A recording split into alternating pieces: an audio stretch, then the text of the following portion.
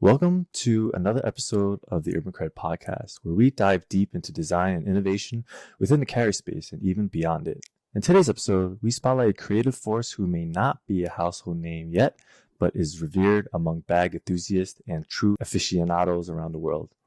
With a background as a former designer for TAD, Triple Aught Design, he meticulously crafts pouches, bags, patches, and more using a combination of exotic and modern materials with influences ranging from sci-fi to cultural. Join us as we delve into this world of Dan Matsuda, and let's welcome him to the show. Hey, what's up, man?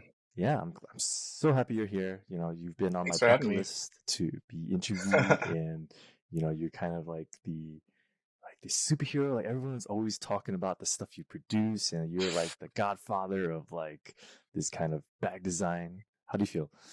I feel like I can't live up to that explanation. Yeah, dude, I don't know. It makes me feel old, honestly. Okay.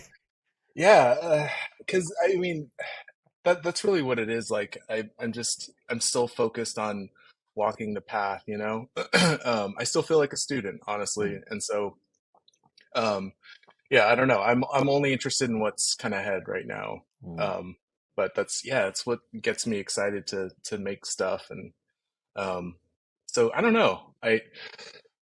I'm proud of everything that I've done, all the experiences and everything, but yeah, it's like the stuff I don't know yet that Yeah, gets me going. Yeah. yeah. You're not a Padawan, but you're not a master yet, right? Just you're not there yet. Yeah, I'm walking the path. I don't have the braid yet, I Right, guess. right.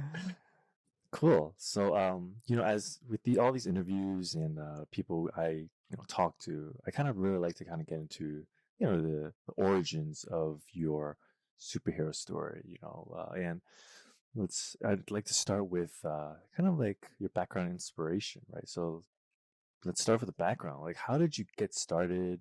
Did you kind of just go to school for this? Did you pick it up on your Saturdays, or did you take a master class? And what was it like? Tell us.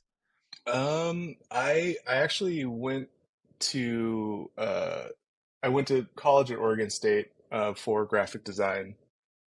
Um, and uh, I mean, even that was kind of a struggle. Like, I didn't even know what I wanted to do when I graduated high school.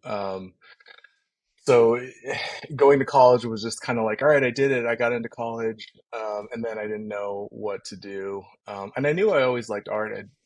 I was super interested in illustrating for my entire childhood and comic books and film and that kind of stuff, but no guidance as to what I could do with that, other than just hearing from friends and family that there's no career path in art, Right. which Classic. isn't a new, yeah, it's nothing new. Um, and so, yeah, getting into school, I didn't really find that much. I didn't find myself any easier there. All I discovered was I was surrounded by people that knew exactly what they wanted to do, and that made me feel more lost. Um, so like I think honestly, like my first or second, it was probably my second year, I went into the School of Business just because that's what a lot of friends were doing. I had no clue what that meant, and my buddy at the time, we were he was my roommate in the dorms. Mason was a graphic design student, and he was talking it up to me. And so even that was like not on my radar, um, because I was taking art classes to like fill up all the core credits and everything. But I started looking into that and applied.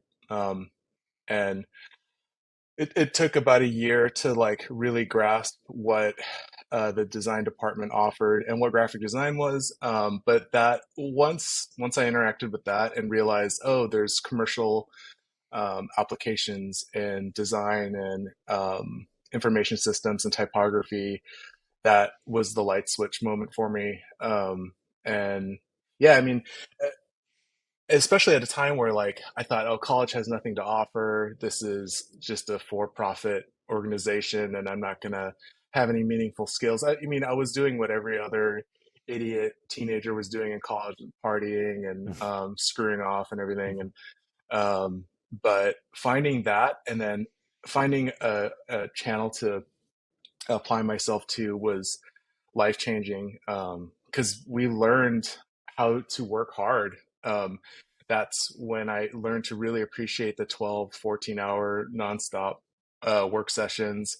Um, and yeah, that was a point of pride. Like I liked grinding on that stuff and just working every single day. And I didn't have a computer at the time, Hmm. so I was forced to go to the computer lab and use the equipment there. Um, and I mean, the other truth is that I wasn't. I still don't feel like I'm computer savvy, but I certainly wasn't then. And so I Hmm. was kind of having to learn that stuff and the software and the fundamentals of design all at the same time. And it was such a struggle. Like Yeah. I'm going to age myself a little bit, but they were really pushing us to learn Flash. Oh, wow. And I remember one of my professors who was incredible was Uh-huh. learning Flash as he was teaching it to us. Um, Wow. and everyone there was just like, "Oh, if you guys want work, you better learn this tool by the time you get out of here." And of course, everyone knows what happened with that. But uh, Right. yeah. But anyways, long story short, I think going through the graphic design program made me appreciate the kind of work ethic, but then also the process of problem solving and visual communication and kind of everything underneath it. Because really, they were just trying to give us the tools to get work in a sales department or a marketing agency, or Hmm. something in that capacity, which is what I thought was kind of the limit. And so um, I hit another wall right when I graduated, thinking like, "Oh yeah, I got a degree. I can do whatever I want now," and I Yeah. couldn't get a job. It was so hard. Uh-huh. And this was right after 9/11 too, and so Oh, I the see. economy was not great, Yeah. and no one was looking to hire junior graphic designers with no Right. portfolio. Yeah. So yeah, that it was kind of just one hard lesson after another. And so from there, like there was kind of two things that like happened. Like one, I was DJing a lot, and two, I was trying to get a job and on my own. So my strategy, I guess, was to work on my own stuff, build up a body of work that wasn't necessarily market relevant, but stuff that I liked, and that includes like music production or demos or mixtapes or whatever, but then also like creating a portfolio of stuff that I liked, even Hmm. though I knew that I wasn't gonna apply to LucasArts or Universal or anything like that. I was just making stuff I wanted because like that was the visual language I wanted. I was just trying to be honest because I knew that I would have the best shot at doing the stuff I liked, and that worked. Hmm. So I mean, I got a my first real design job at a newspaper, and stayed there for almost 3 years, and was excited at first, and then kind of let down and miserable, and like, oh shit, is this the this This is is my what life. this yeah, this is my life now. I'm gonna make real estate ads forever. Yeah. Opportunities. Yeah, yeah. But man, I learned so much there too. Like, I learned like tricks with Photoshop that Hmm. I still use today, doing that stuff. And it's so corny because if I had that piece of advice when I was there, I would have been so upset. You get out of here! Don't tell me that. um, Yeah, so then you I feel like that's so relevant to like a lot of people just like being out of college and unable to get a job, and like a lot of people are always like saying like it's important to build a portfolio, but it's also important to kind of have to make a portfolio based on the things that you like and enjoy, so that you can really kind of, it's not so like a terrible experience because it's really hard enough to get that job. um, yeah. yeah, is that kind of like the kind of reasoning is like, and then you'd be more passionate, you like more effort into that kind of portfolio. Is that kind of why? Yeah. Hmm. The only job I got right out of college was working at a hotel, and it was actually a really good job. The hours were perfect. Mm-hmm. The pay was great because it was a cash tip heavy Mm-hmm. position, working in the bar and doing like room service. Um, but it still didn't make me happy. Like I could work during the day and then or work on my own stuff during the day and then work the hotel job at night. And still give me time to go out afterwards because we were done by like 11 or 11:30 and it was perfect, but I was still unhappy. Yeah. And so that kind of like taught me like, well, shit, I know I'm going to do a better job if I actually like the environment and I enjoy what I'm doing. And so I kind of, that sort of made me value that aspect. And that was parallel to sort of my attitude with the portfolio strategy too, which was as long as I like what I'm doing, I'll be the best version of myself. And Mm. also I'll do the best job. And that's very selfish and kind of idealistic, but uh, I had the opportunity to do it because I wasn't working anyways. Yeah, like this was in the pursuit of trying to find work. Mm-hmm. But it did pay off with an incredible amount of effort on my part, like having to sacrifice socializing and doing stuff that any like 22-year-old would want to do, go crazy and everything. But I had like essentially no income, but all the time in the world. And so I was like, man, I'm going to occupy my time with stuff I like the cool shit. I don't want to make posters like with calendars on them or Right. real estate ads or Yeah. um, yeah, yeah. Yeah. So that's been working out. Yeah, and I think that's pretty important to be able to do what you like and do what you enjoy, so you don't get burnt out. Um, but then how does that? So how do you, then when was the point where you like so how does that all translate from graphic design into like becoming a designer in like bags and like working Mhm. for these other name brands that people in our niche would know and hear of? Yeah, that was all due to the opportunity at TAD.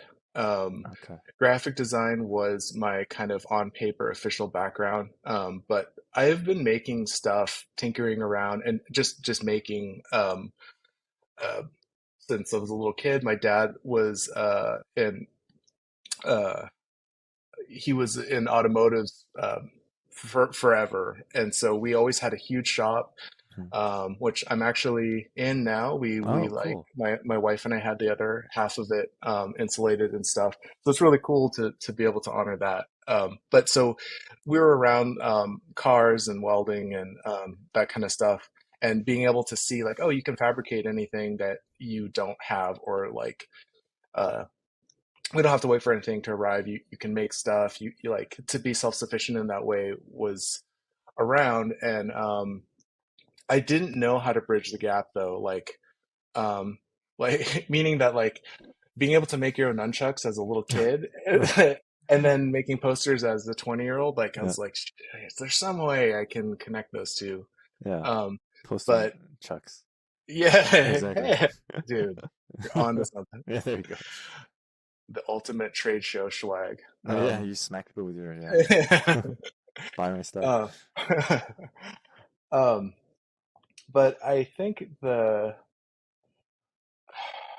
yeah, the making the connection was hard because when you're functioning in a creative department and you're answering to a sales team or a marketing team, no one's they're only interested in the your skill set in regards to the asset that you're passing forward. And Right. so I was always looking for any opportunity to do more stuff, and that usually meant like editing or photography or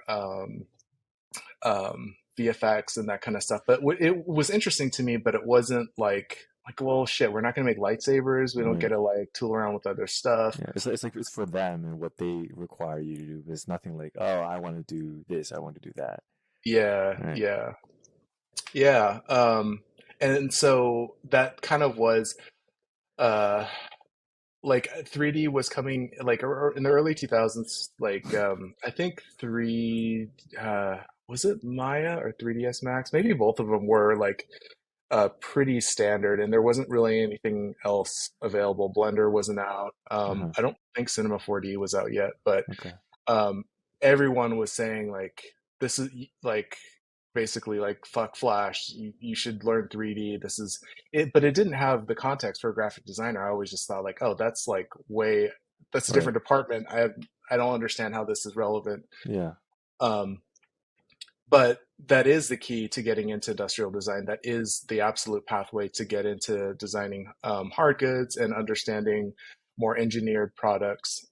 And so I kind of skipped over that. And um, my graphic design portfolio is what got me to intersect with TAD. And uh, that my time there is kind of how I learned over that 12 or 13 years is how I learned um, in many different ways to bring a product to market.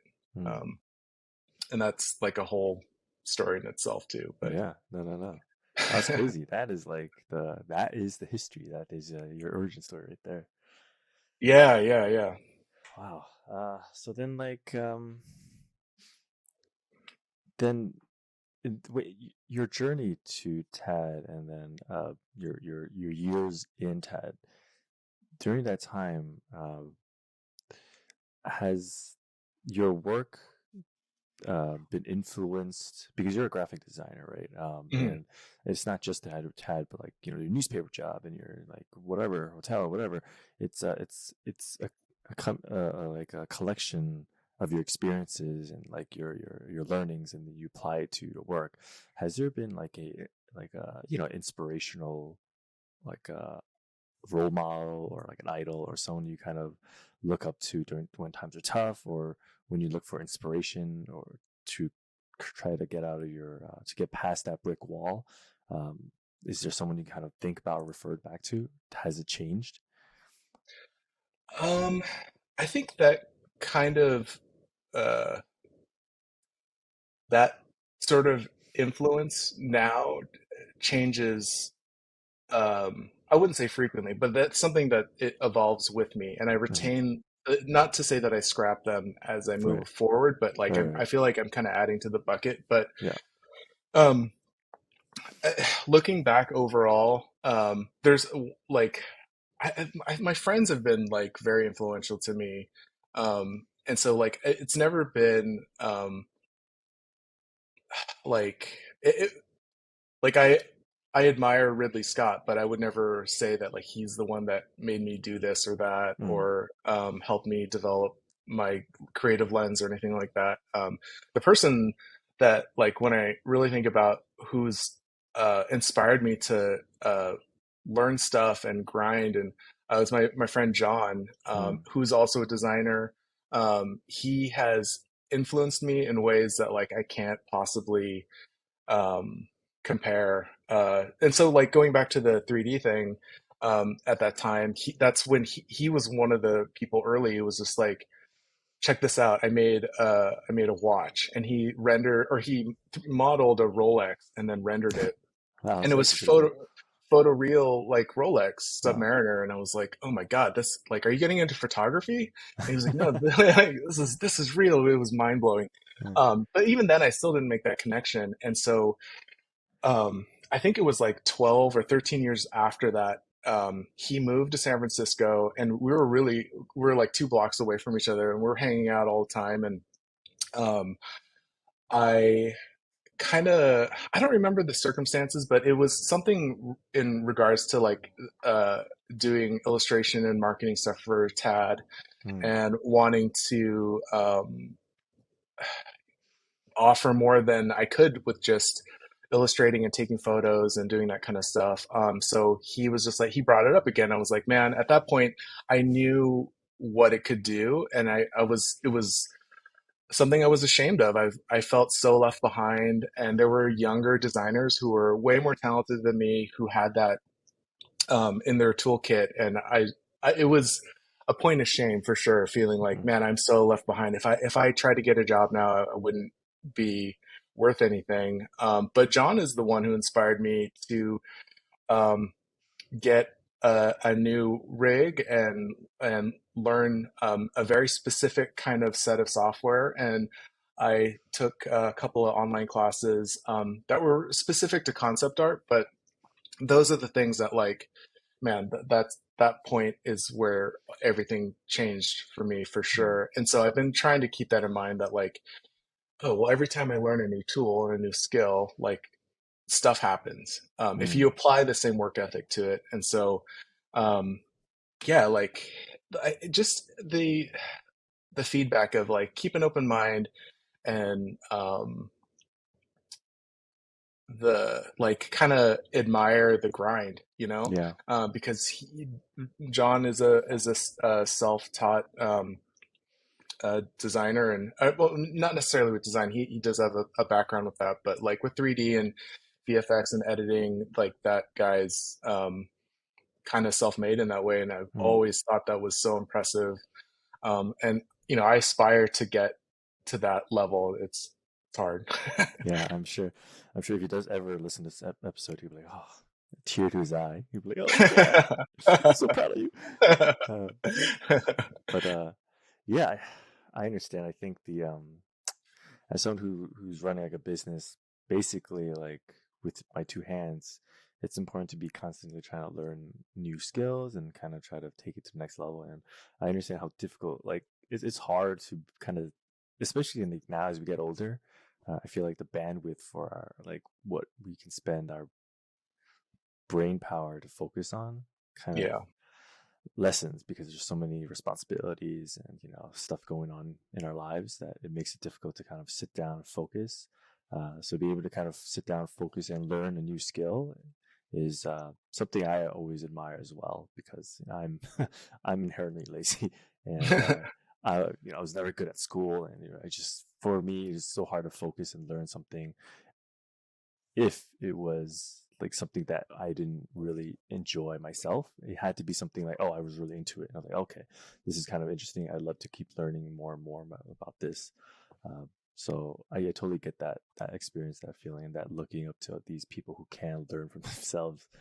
Uh, so yeah, uh, but Yeah, it's funny yeah, because like context is super important in that way. Like if you're facing a challenge alone, it only really takes to see other people doing it to kind of remind you like, oh, like, you know, you're um, I guess unless you're doing it for the sake of being the first, all right, it's nice to know that like, okay, other people have gone through this, and it's inspiring. I don't yeah. know, it, It's like like, it's doable. Like you can do it. It's kind of yeah, feeling, right? yeah, Yeah, yeah. totally, totally, totally.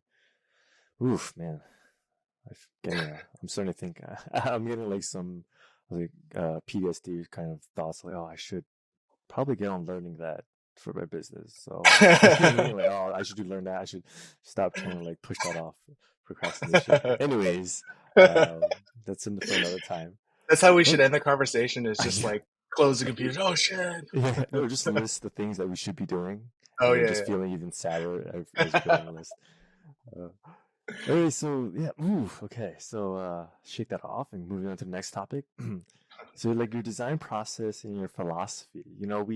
We talk about your time at TAD and then we talk about like people I mentioned that you also have your own side kind of business which is still like in its starting stages and just trying to I feel like you're still trying to figure out what to do, but you have kind of like a it's growing alongside with you in terms of like what you want. You figure out what you want to do for it.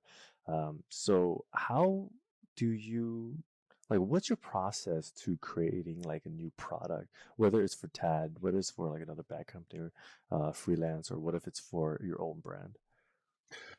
Um, well, for sure, the process for what we do here with sample is very different than client work, or if I was in a full-time role at a company.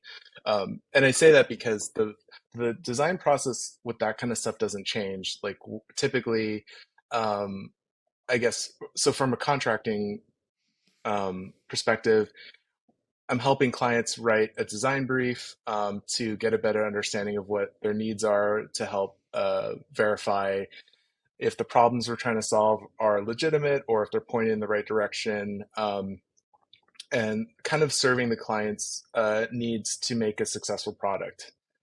Because they should come to those meetings knowing what they want to do, Mm. um, uh, to help me have the tools to kind of help them. And it's a back and forth. And it that that kind of process is uh, fairly regular. And I'm sure people mostly have the same process, uh, which can be kind of not boring, but like the first third of that sort of stuff is very administrative. Mm-hmm. But that's the good stuff. That's when you're actually designing it and you're coming up with a list of requirements and defining costs and target retails and looking at competitive analysis, um, which I can help with, and sometimes they're prepared, but Mm-hmm. um, getting that kind of stuff done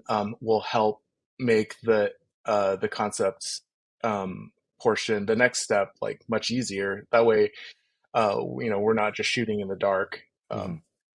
which is common too. Even if you're prepared, it like people have a hard time when you see it for the first time. Like, oh, I either like it or love it or hate it or Right. so yeah, like that's kind of a boring answer, but like, and that's true with Tad as well. We had a brand to serve and Mm-hmm. a product line to acknowledge and a kind of future um, system to feed as well. And so, and this was also in parallel to the apparel and the hard goods, which are all part of a cohesive system. Um, and that kind of explains why what we do here is not necessarily the same, because I'm not with the sample stuff specifically, not chasing a specific product category. I'm not sitting in any specific, or I'm trying to not sit in any specific uh, use case Mm-hmm. for the most part. But there's aspects, and like three-quarters of it is all the same process. But when it comes to um, like our product line list, I'm not looking to come up with a new plate carrier and a duffel and a tent and a 60-liter backpack, like the stuff that would be really fun to make, but Mm-hmm. it wouldn't really make any sense. And so I try to keep the stuff that we do put out here open enough that it can fit um, as many experienced kind of sort of uh, carry people as possible. Mm. Maybe carry people is not the right term, but like, Really mean you people. um, well, like people in that category, Nice. because like I don't think our customers are the same ones who shop at REI, and I Right. don't think we would ever really be able to convert someone who's spending money there to come here, Yeah. and that's okay. But um, and, and that has a lot to do with the strategy with making stuff you like. And I like not being specific with the use case. Like it's not a commuter bag, it's not like a sling or any of those things. Like it's a general purpose kind of thing. And Mm-hmm. the material stories and the sort of like features that we're kind of including or evolving the bags with are stuff that's fun and I like doing on the fly. So then I know when you are working with a freelancer for a brand or working at TAD compared to working for a sample, um, I know there when you work for another brand, there's like a lot of limitations, and it's not just like design limitations, but also like you mentioned, like cost, and it has to be a certain price. It has to be like a certain look, and it can't you. Sometimes they limit you based on like you can't go out of these brand guidelines. Yep. Has it ever been like kind of frustrating to be kind of limited, uh, like these limitations set upon you? Um, Not just, do you ever feel like it limits your creativity in terms of creating a new product? I would say when I was younger, that's how I read it for sure, Hmm. is it felt suffocating. But the more you do it, it's actually the most creative option is that like here's a very restricted amount of options that you have. What's the best version that you can do with these limitations? And that actually is a great challenge. That Hmm. kind of thing I do really love. Um, but for the most part,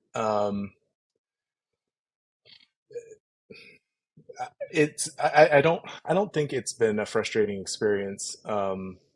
It's more frustrating when people aren't prepared to answer questions or make decisions. Mm. And as any creative person could relate, that like Right. everyone in the team is doing a ton of work and moving it forward, and there's these like decision trees that Oh like yeah. if at any point when it's hard, because sometimes those questions are hard to answer. Yeah. I get it, but yeah, it's frustrating because you're not as cognizant of all the effort of people before that step. Yeah. Like, yeah, Right. Yeah. And I feel like it's sometimes it's like not even it's like not in your department that's holding up the line of like progressing yeah, forward with this project. So then they're kind of like caught up with their thing, you're caught up with your thing, or like they're like, oh, they don't understand what we're dealing with, and you're like, oh, they don't understand what we're dealing with, and it's yeah, kind of like yeah, a pushback between departments. yeah, yep, But yeah, I feel like the limitations set for you can go both ways. Like sometimes if you have too much freedom, it gets, you know, like that concept where you go to a supermarket and there's like shelves and shelves of product and you can't decide. It's like hmm, overloading a brain. So like having some restrictions that kind of help you kind of like take out like the things that like are mundane and that help let you really kind of focus down, where other people are like, oh, I want like full control over like the whole yeah, yeah, project, right? So yeah. yeah. Yeah, that's true. Actually, that's a good point. Having no direction at all is just as bad. Yeah. And that happens probably more than anything else. That like with illustrative work, with that kind of stuff, that happened frequently where people are like, "Oh, I trust your judgment. Just come up with something cool." And then like 2 weeks later, I will like have my deck of stuff ready, and they're just like, "Oh, that's I don't know about this." And then they're coming down with the band hammer. Yeah, like, well, you kind of, it sounds like you have a pretty strong opinion about it Yeah. now. Where was that shit 2 weeks ago? Right. Um, And um, you know, honestly, to be honest, I've done that before. Sometimes like no, no, no, no. I think I go into it, I'm like, oh, I have no idea what Yeah, I'm thinking, and then you come back with something like, oh wow, now I know what I want. right. Yeah. And I totally get that, because it would be easy to think that like, oh, I'm doing this person a favor by giving them all the, like a sandbox. You can do whatever you want. You can Yeah. go anywhere with this. It feels like you're doing them a favor, which is probably what happens so often. But the truth is, if to make everyone happy, like a creative that's experienced enough, that's like put in the work, will know that you have to work in guidelines because you want to make that person happy. The goal Hmm. is to like make that product win. You want Hmm. to do everything to work with everyone to push it forward. Hmm. So then, on the flip side, then from a, let's say, from a brand or a company's point of view, like what are your suggestions for them to be like, uh, for them to be when joining in on with a creative person, to create like a project that they kind of want done? Is it, should they bring like a like color scheme and like some kind of thoughts on like where or exactly like detail to the T how they want the product to be like? Um, I wouldn't say.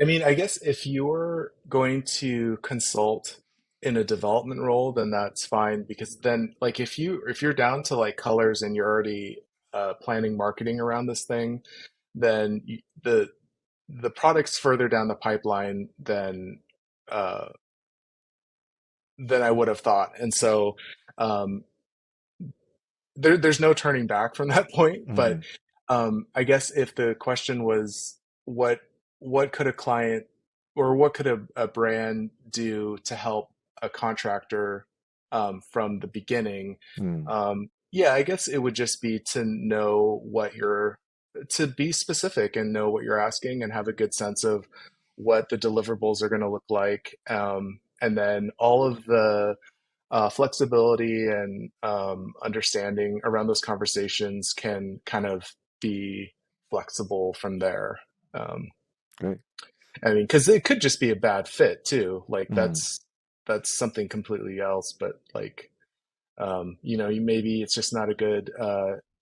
Your taste levels could be completely different, or your vision, um, and so with stuff like that, I like having the opportunity to build visual exercises together to at least get a sense of, are the textures and colors, is the shape language to your liking, or are we like talking about movies and stuff is helpful in that way because maybe they don't like the visual language of some stuff that I like, and hmm. that's my library.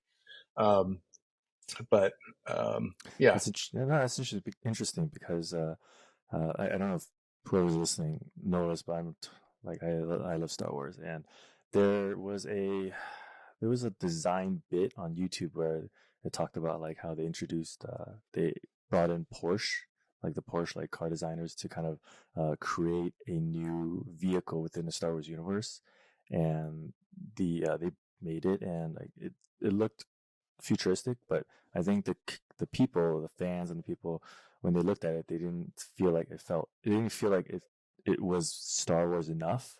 sure. So it looked too Porsche and less Star Wars. And you know how Star Wars, their planes are, spaceships are a little bit more like industrial, a little bit more like kind of falling apart sometimes, and it just didn't fit the world. They said, and like there's other designers that came in, took that piece, and kind of designed it in their vision where they thought it fit. So is that kind of like what you're kind of kind of like what you're talking about, where uh, the guidelines should be on the same wavelength, where when the creative person creates the product, um, it's within the brand's expectations, and they're both pretty much happy. I mean, that's a really bad example, but that's just the first thing that came to mind. No, Yeah. that's a good example. Okay. Because the scope of that project, it sounds like they were set up for success Hmm. and they were able to execute on a finished product. But the complicated part with that, as it would be with any brand, big or small, is the general scope of Star Wars or whatever brand we're referencing. Has stuff. There's cultural things and like subtext that implies, oh well, in Star Wars it's like the most familiar part of the design language is the kind of kit bashed Mm, yeah. old future Greebles kind of Right. stuff where it looks like people have cobbled together their lives from disaster in the past, and like Hmm. when you see something new and polished, it doesn't yeah, like you said, it doesn't make sense in that universe. And so in that way, it's a failure. But it could be that whoever presented the project to that team didn't take that into account. Like, hey, we really want you to look at what this universe we've built it Hmm. has been over the last 30 years, and like really use that to your abilities when you're creating mood boards and coming in with visual direction. Um, because maybe that person instead was just like, "Oh, we love all your shit. Just do you and Yeah. put it and just plop it into Star Wars." And See, um, that's why you shouldn't do that. That's why you should too yeah, much creative power. yeah, yeah.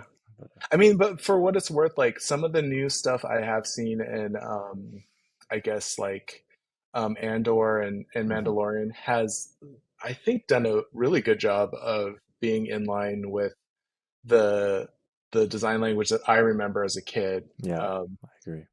Yeah, Yeah, I love those shows. I still haven't watched Andor yet, but I heard good things about it. Mhm. Yeah, it's great.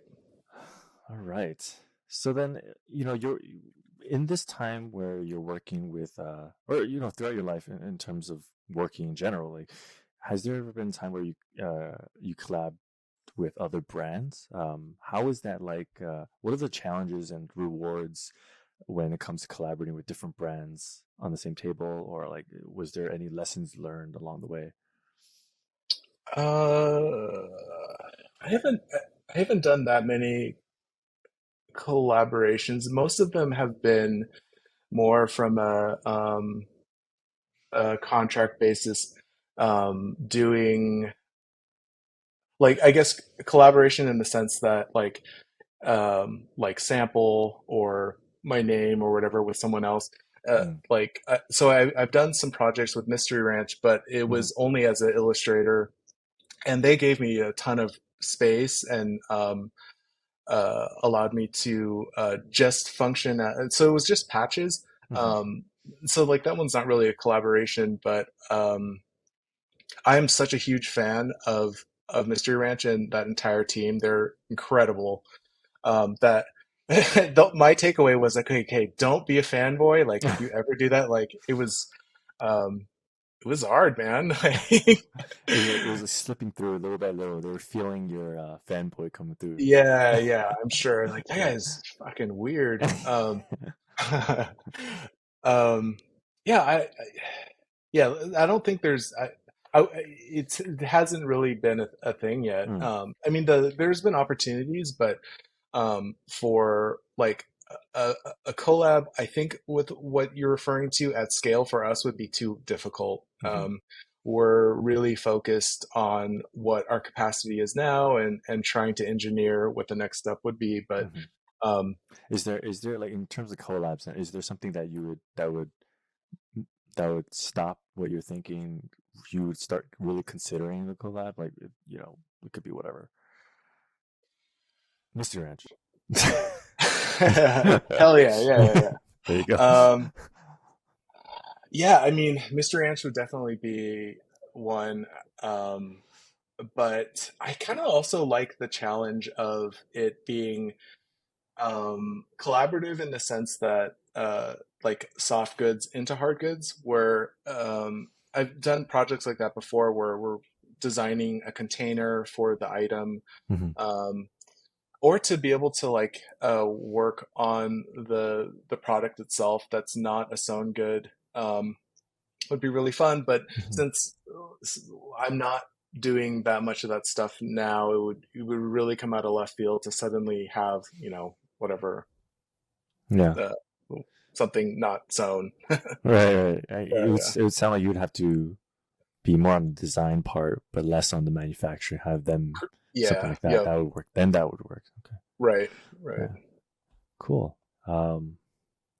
So you know, we're moving towards you know your own work and that sample and stuff like that. Like, um, I'm going to take a quick pivot and ask, how did the sample come along? Like, why? What made you start that? Um, so I guess the best way to answer that is when I left TAD, I immediately started contracting because I had no choice. I had to make income. Right. Yeah. Um, and so, uh, yeah, I was contracting and taking on as much work as I could.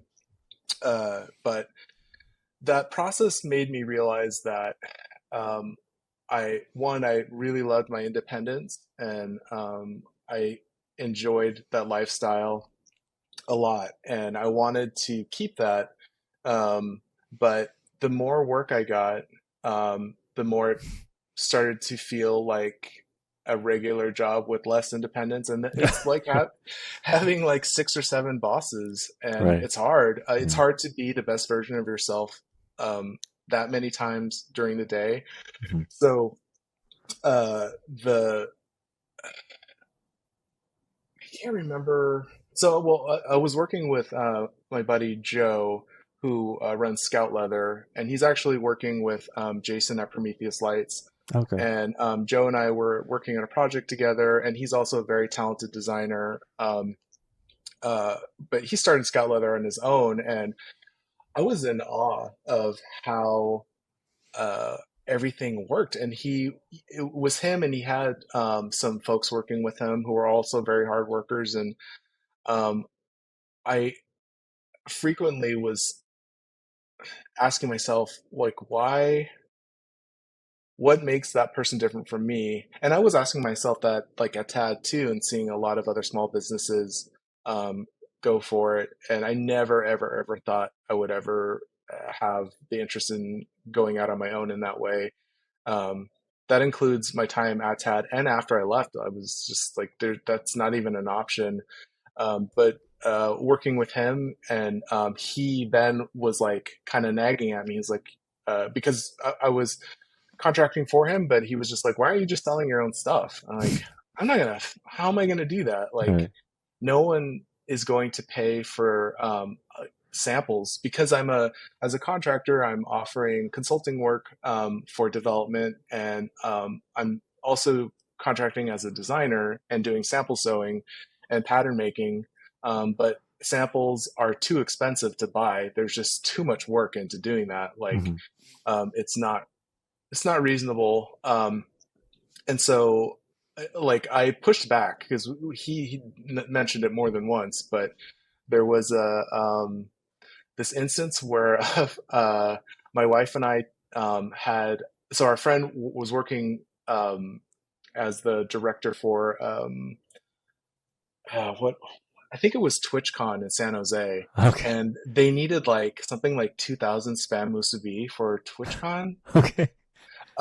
and their vendor fell through, and so they asked, or yeah, they asked us like, "Hey, would you be able to do this in 5 days?" And then Holy cow. we sat and did the math, and we're like, "Yeah, I think we could do it." And we bought like extra rice cookers and did it. And that was so fucking hard. That was like it broke our garbage disposal. It Oh like my broke gosh. into yeah. But it was great. We did it, and I think we were actually 500 pieces short. But I was Okay. like, wow, that was crazy. Like to be able to see the two of us working together and like get paid for it was a new experience. Yeah. But then the funny thing is that we had a stack of rice bags afterwards, and I was still contracting while cooking rice and Yeah. making musubi, but um, I was exhausted, and I just thought it would be funny to cut it up and try to make something with it. And so I made uh, the pouch. I think I made the pouch first, but I was making them already for Joe actually and our buddy Bon, they got me back into fishing, and so I made the sling bag for Bon, who was like, "Oh, I only wear um, a sling when I go fishing. I don't carry my backpack around because that way everything's right here. I don't have to go running back." I'm like, "Oh, that's a really good idea." So he asked for one, and I made that for him, and I made Joe and myself one, and like he was right. Like keeping it right here and having it suspended was perfect, and that's why having the tray set up in that way was done, and being able to take the strap off and just stow the pouch in another bag was perfect. Um, I already had the pattern done, and so I cut the rice bag flat, and then I patterned it and made it. And I thought it was super funny because it just looked so out of place. I thought it was hilarious, Right. but still cool in its Yeah. way. It wasn't too jokey, and so I took some photos of it, and I think I put it. That was the first time I put something on my portfolio site with a commerce section, Uh-huh. um, but it sold, and there was kind of the same moment, like the musubi moment, where I was like, oh damn, it's possible. Yeah. um and so doing that once was enough to inspire me to keep going. But so actually this is a little bit of a tangent, but Uh, but to explain the kind of strategy from here, the thing that like really inspired me was Beeple, when I think he made his 10-year mark of doing dailies every single day. When I was learning 3D, I was trying to see how long I could do it too and create like a unique piece of art every single day for as long as I could. mhm. And I think I got 2 weeks in, and it was like it was too hard. So I changed it to once a week. I was like, Uh-huh. once a week, I'm gonna like do something and just make myself accountable and put it on my Instagram page once a week. I'm gonna always do it. Mhm. Um, and I got to that point, and that's so like I basically replaced the artwork with soft goods, and I was like, Mhm. you know what? Instead, I'm gonna try coming up with one thing every week and photographing it and putting it on Instagram. So if you actually scroll back, you'll see like terrible photos of like random shit that's just like out there. And that was the same thing. I was just like, okay, well, instead of like rendering a scene and photo bashing over that and painting over it, I'll add a ton of stuff like and show all these other people that like, hey, I'm not just doing this. Um, and yeah, that was my mentality. So once that one bag sold, I was like, okay, well, I'm gonna try something else next week. And then I don't remember how it ended up being Friday. Maybe that's when the first one went up, but Hmm. I did that the following week, and then the week after, and the week after, and the week after, and that's kind of also why they're called articles. Is like I don't like naming stuff, and I was just like, I'll just call it Article One, and like thinking it would be funny to see the Uh-huh. number got bigger. Yeah. But now, man, there's like it's out of hand. I totally understand. I'm so sorry. I there's just no I just couldn't come up I couldn't come up with a name, and I so think there's a thing in the community that like Article 3, 2. What is it? Which one was that? It's so funny. Oh no, I'm scrolling back on your Instagram. Yeah, it definitely it jumps from like sci-fi, cyberpunk kind of yeah. art and design, and jumps right into your first bag, which is literally just like like the rice bag with handles. Y- Yeah, yep, Yeah, yep, yep, yep. yeah. That's the start. That's the origin. That's cool. I've tried to get some of the other artwork back into it Hmm. through like the hoodies or laser engraving stuff, Mm-hmm. some of the like other merchandise focused kind of stuff. Um, but yeah, I mean that's where it came from. It was never intended to be a drop model. That wasn't even on my radar. It was Hmm. just to emulate the like every week, can I come up with something new? Can I Hmm. scale it? Like, is there interest that will grow with me? Is it's easy to get kind of bored of something once you're done with it. Like when you Right, work really hard on a project and you're done, like, all right, I want to move on to the next thing already. I don't. right. Yeah. And I mean, doing this gives you that freedom to be able to kind of pick and choose what you want to do, right? So Right. Right. great. So then, do you would you what? So I'm scrolling through your Instagram, but I'm also uh, I mean, I've obviously been a big fan of your products as well. Like, do Cool. Thank you. you do you pull like design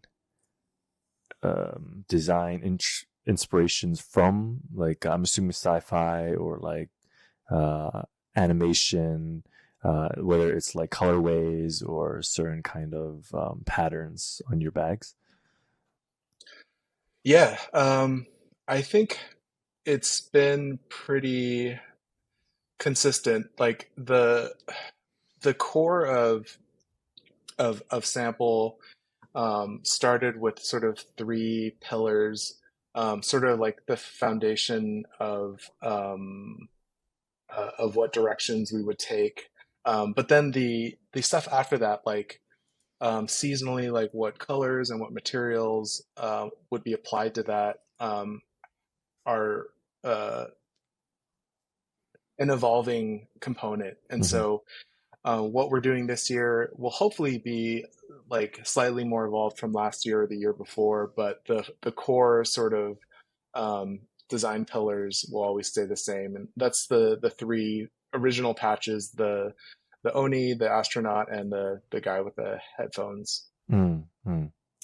Uh, and within sample, have people asked? I'm sure people have. Like, have people went to you and say, "Oh, do you do commission? Do you do a custom like products?" Is that something that you do have ever considered, or it's just you're doing so much right now you don't really have time for it, or you just it's just something you don't do?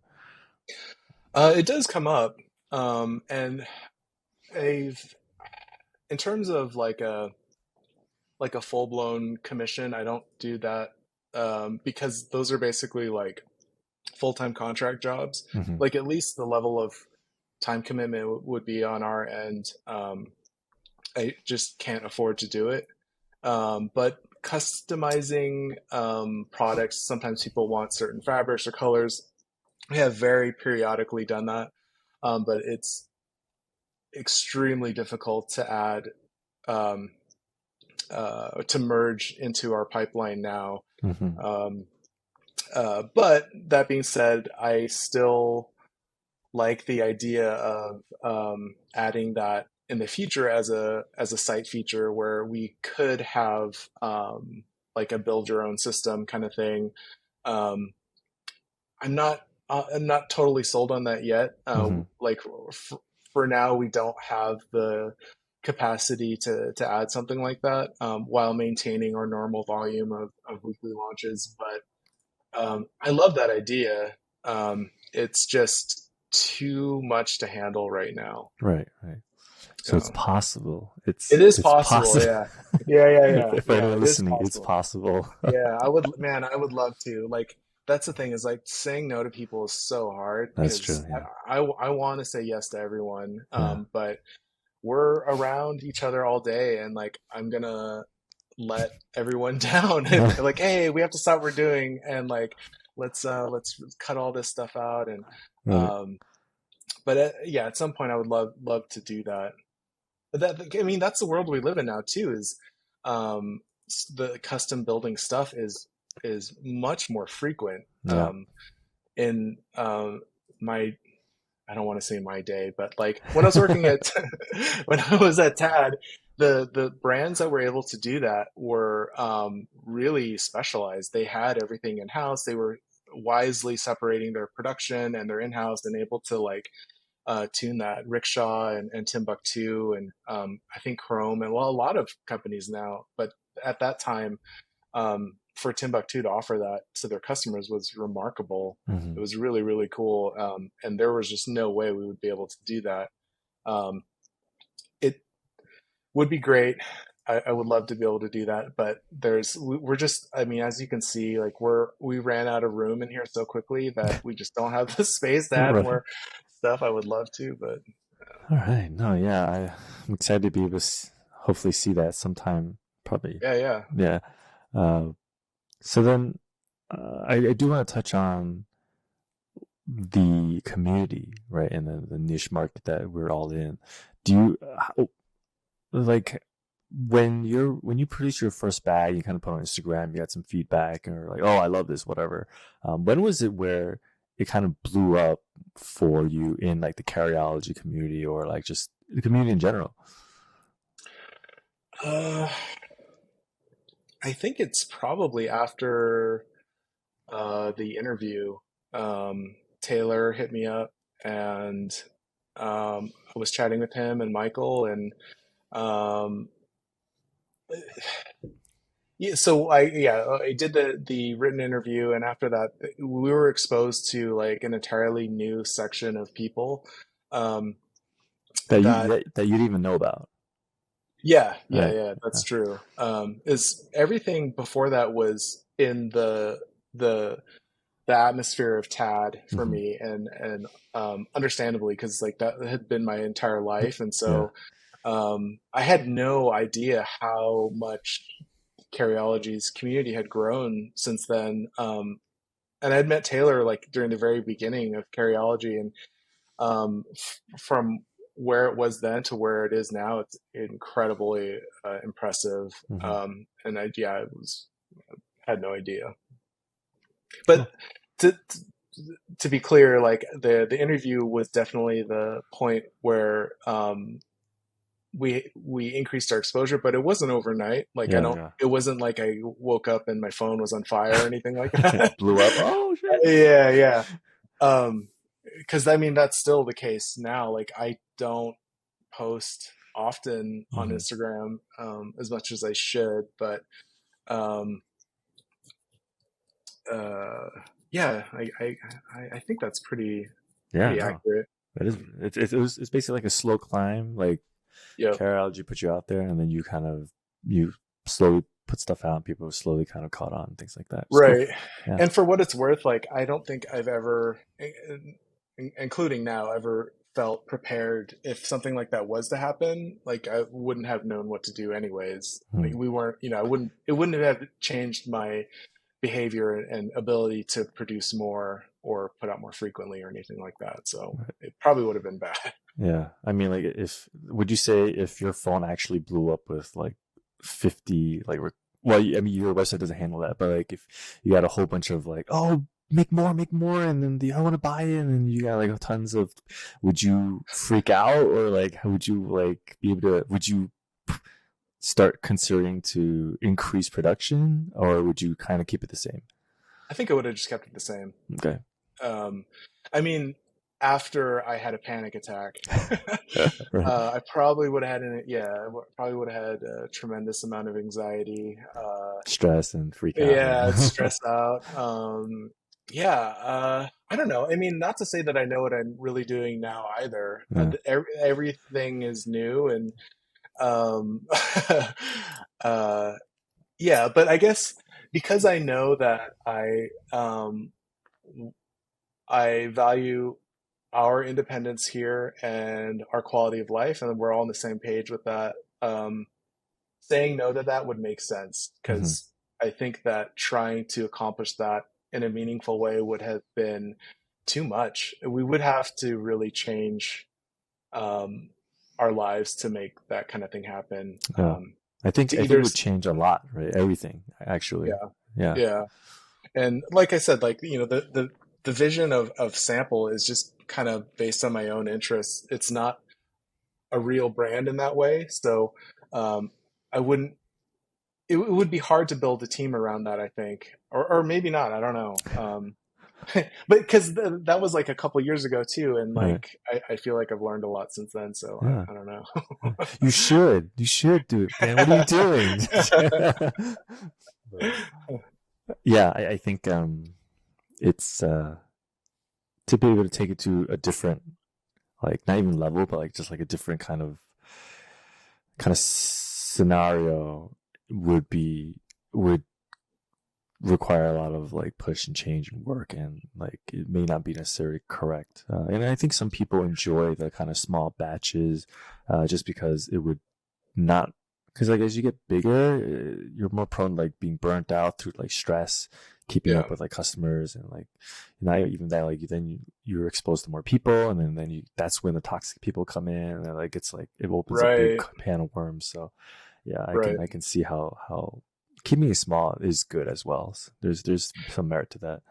Right. I mean, not to say we don't want to scale, and we are planning for that.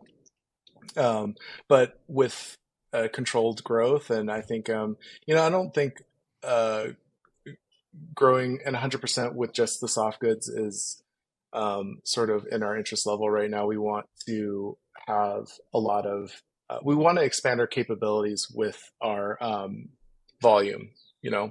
So adding different kinds of machines and working with new product lines is kind of what I was thinking. Okay, so hard Uh, goods. yep, There you go. yep. Yeah. Um, and has and there's, I don't know if this is like, because I'm not a really a bag designer or anything like that, but like with the introduction to like 3D printing and things like that, has that ever played a part in your creation of product or design in any way? Yeah, definitely. I have used 3D printing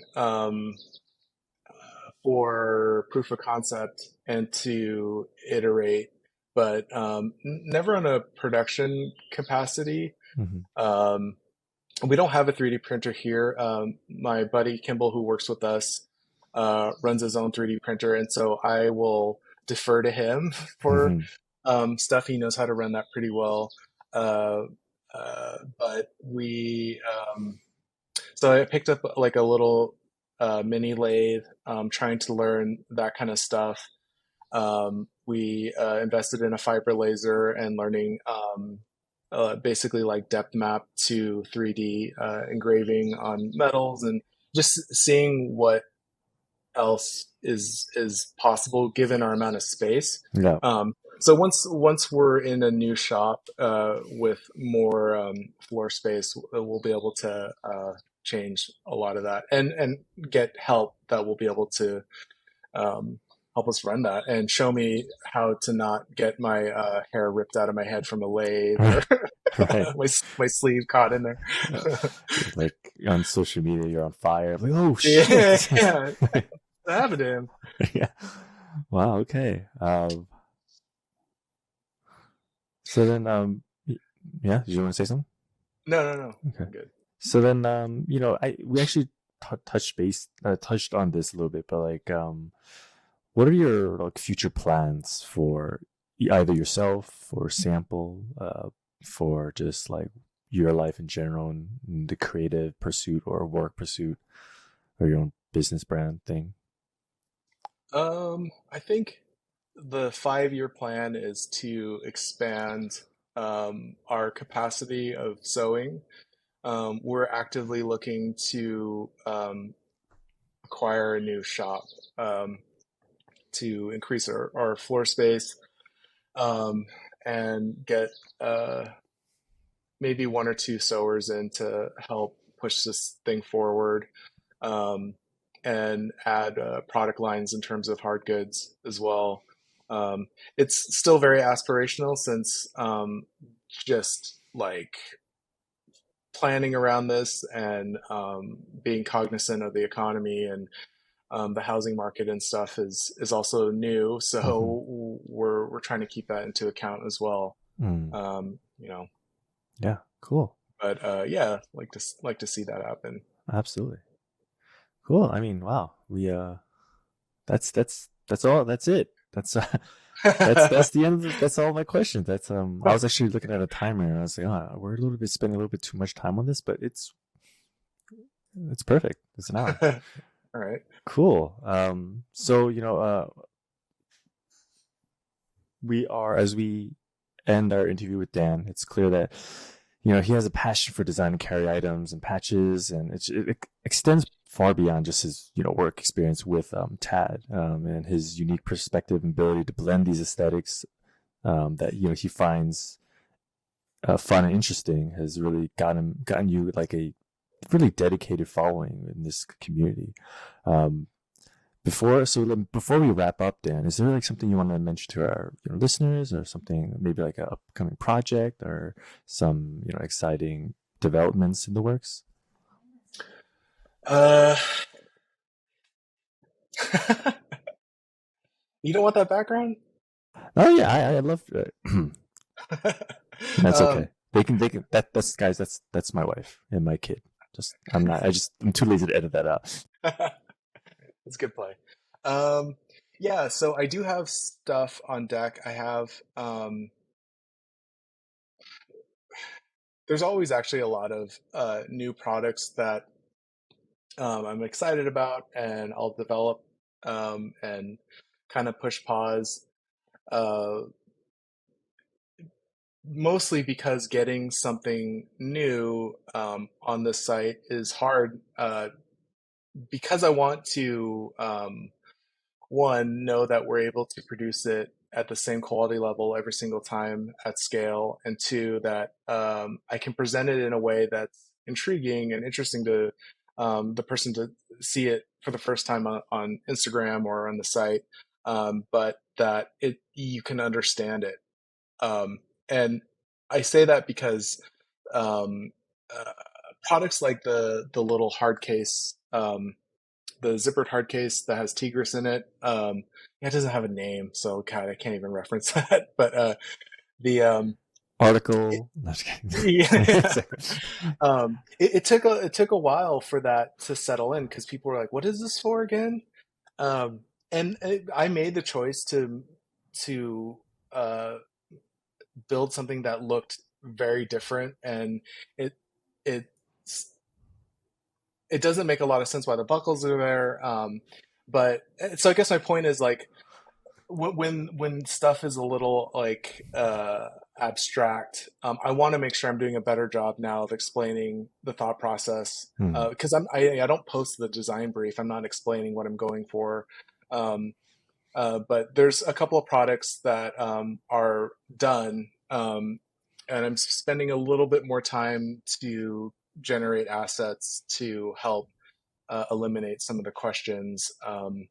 But I'm excited for them. I'm using them, and they're great. And if it were up to me, I'd just like just put it all out there now. But I don't want to disappoint people with like, wait, what is this? How do I use this thing? Right. If everyone's reaction is that, then I failed and it didn't work. But Right. um, yeah, so I do have a lot of new stuff. It's it's been challenging to get focused time to just work on that stuff because we do try to keep the weekly launches going Mhm. regularly as much as possible. So yeah, that stuff will be soon. One of them will be very, very soon. Ooh, okay. Yeah, Exciting. Yeah. yeah. I'm really stoked on it. Awesome. All right. Thank you, Dan, for taking the time to share your story and expertise with us. It's inspiration to many of Thank you us. for having me. Yeah. And to our listeners, check out Dan's website, follow his journey on Instagram, and he'll probably post his latest updates when he can on Instagram. You release generally on Fridays, right? Around like 2 p.m., what, Central or something like that? Or 12 Pacific. 12 Pacific. Okay. Yeah. 12 Pacific, guys. Don't ignore what I just said. Yeah, Yeah. and so to just follow up on that really quick, Yeah. we do launch our normal at 12. Sometimes I have been trying to add extra inventory like middle of the day because of time zone. We have people in Asia and East Coast that like the timing has been kind of messed up. So I will try to add extra stuff on Friday at a later time if I can. So check back in for sure. Everyone in this conversation, they're like, "Dan, we're sleeping." And like, oh, I'll post more. I'll post more. Yeah. Cool. I'm trying, man. I'm Yeah. trying. Yeah. Well, it's tough. So that concludes our interview with the talented designer Dan Matsuda. Join us next time for more exciting interviews with UrbanCred, and be sure to visit urbancred.com for more gear fit for your life in motion. See you later, guys.